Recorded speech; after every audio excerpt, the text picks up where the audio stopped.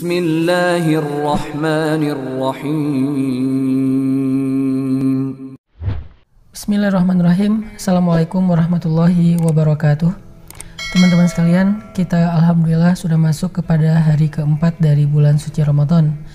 Gimana keadaan Ramadan kita hari ini? Masih semangat? Mudah-mudahan semua kita masih dalam keadaan semangat dan tetap happy menjalankan ibadah-ibadah bulan Ramadan.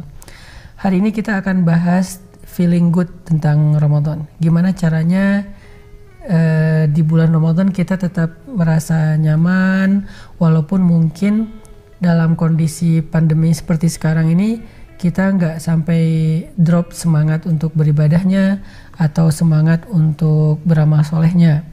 Nah, ada beberapa tips yang diajarkan ulama kepada kita supaya kita dapat feeling good-nya, dapat semangatnya. Jadi Ramadan berasa seperti saat kita lagi liburan. Ramadan berasa seperti saat kita lagi jalan-jalan. Jadi semua aktiviti kita selama bulan Ramadan itu nggak dianggap sebagai cuman ibadah yang wajib, tetapi juga ibadah yang asik, yang nyaman, yang fun. Terus apa yang harus kita lakuin supaya Ramadan kita itu maksimal, tapi kita juga tetap feeling good, tetap merasa happy. Nah, di antara nasihat ulama supaya kita dapat feeling yang nyaman saat beribadah itu, kata para ulama, berakatlah dengan Allah Subhanahu wa Ta'ala. Jadi ketika kita beribadah, melakukan satu kebaikan, kita berakatnya sama Allah, jangan sama makhluk. Artinya kita belajar ngarepin kebaikan hanya kepada Allah, bukan kepada makhluk. Karena kalau misalnya kita ngarepin kebaikan atau penghargaannya dari makhluk, kita akan sering kecewa. Misalnya nih, kan ibadah bukan hanya sholat dan puasa ya, tapi juga termasuk amal soleh membantu orang lain, kita donasi, kita misalnya nolongin temen, kita sharing pulsa. Mungkin di antara teman-teman yang lagi work from home atau yang lagi kuliah online, belajar online, kekurangan pulsa nih, akhirnya kita sedekah pulsa untuk dia supaya dia bisa tetap online belajarnya di sekolah ataupun di kampus. Nah, tapi setelah kita bantu dia, kita tuh kayak nggak dihargain gitu. Dia malah akrabnya sama teman kita yang lain, sama geng yang lain. Di grup dia gak pernah nyaut apa yang kita broadcast. Akhirnya kita jadi bete, jadi baper. Nah, gimana caranya biar kita tetap feeling good, udah bantu orang lain dan gak nyesel? Caranya ketika awal kita melakukan kebaikan itu, cobalah untuk berakad dengan Allah. Saya bantu dia karena saya pengen Allah bantu saya. Saya melakukan ini untuk orang itu karena saya pengen Allah nanti ngelakuin itu untuk saya. Jadi balasan yang kita harapin itu dari Allah, bukan dari orang yang kita bantu, bukan dari makhluk, bukan dari manusia. Sehingga kalau kita berakadnya dengan Allah, kita bakal feeling good terus dengan ibadah kita. Makanya pernah seorang sahabat namanya Abu Bakar As-Siddiq kecewa, bete, baper sama seorang keluarga yang selama ini sering dibantu sama Abu Bakar, tapi bisa-bisanya dia memfitnah anaknya Abu Bakar, yaitu Sayyidah Aisyah radhiyallahu anha. Fitnahnya fitnah yang berat lagi, dituduh selingkuh sama seorang sahabat Nabi sendiri. Sehingga Abu Bakar merasa sangat kecewa kepada laki-laki itu. Lalu Abu Bakar bersumpah, demi Allah saya nggak akan mau lagi ngasih dia nafkah. Demi Allah saya nggak akan nolongin dia lagi. Demi Allah saya nggak akan ngirimin lagi dia makanan.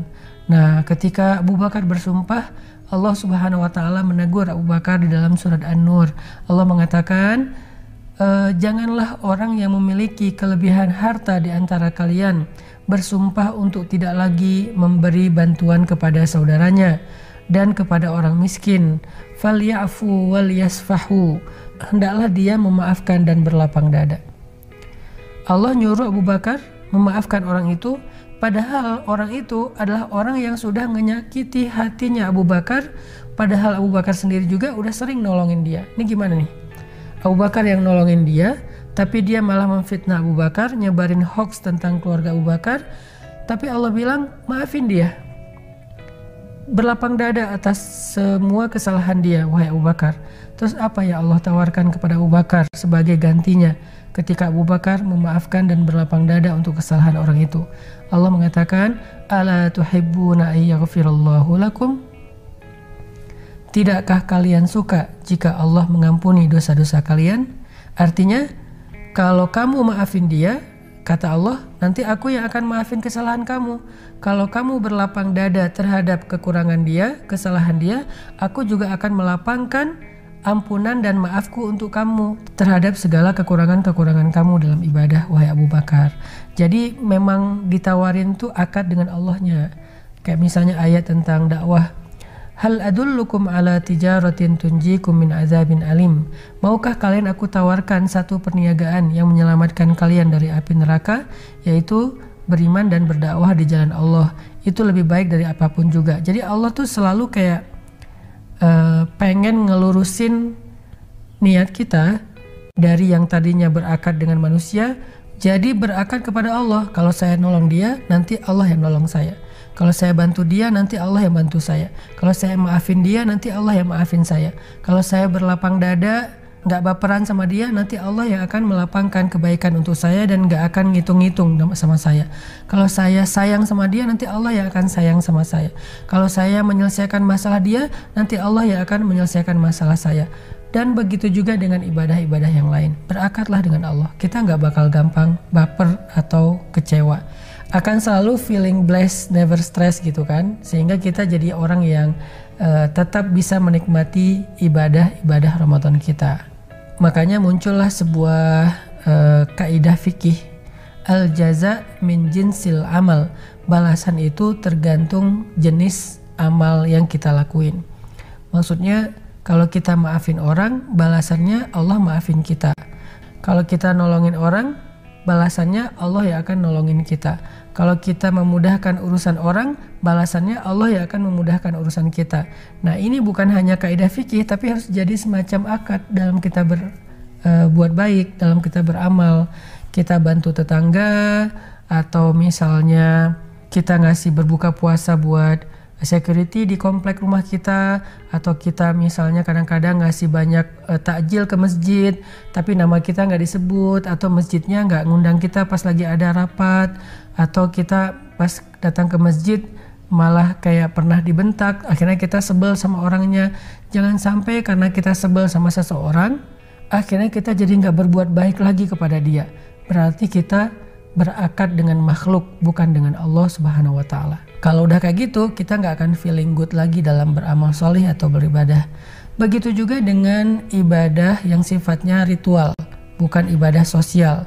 Ibadah ritual itu misalnya kayak kita sholat, kita ngaji, harus berakad dengan Allah. Kalau kita sholat dan ngaji berakad dengan makhluk, kita pasti nggak akan feeling good dalam ibadah itu. Berakad dengan Allah maksudnya apa? Kita jadiin sholat kita, ngaji kita, ibadah kita itu sebagai wasilah, tawasul untuk menjadi jalan kita dapat kebaikan dalam hidup.